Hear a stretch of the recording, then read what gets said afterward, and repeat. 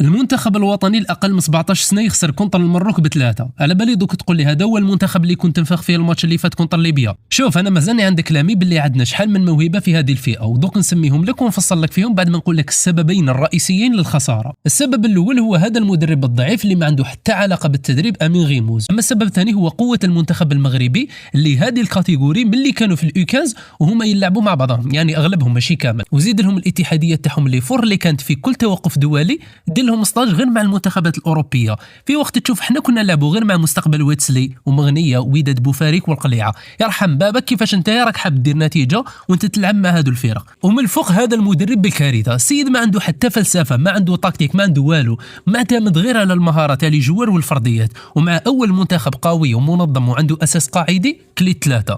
ايماجيني افضل لاعب في هذا الماتش وليد نشاب اللي كان حاكم الوسط كامل وحده راح خرجه، ومن الفوق دخل برفسي تيتولار مايغري ما دار والو في الماتش الاولاني كونتر ليبيا المتواضعه. والجوار الثاني اللي عجبني بالاضافه لوليد نشاب هو غارديا تاع مارسي جمداني اللي لو كان ماشي هو رانا رحنا ب 6-0 عادي. المهم مازالوا 3 ماتش ان شاء الله غيموز يدارك الامور ويصحح الاخطاء، مايغري على بالي بلي مدرب محدود.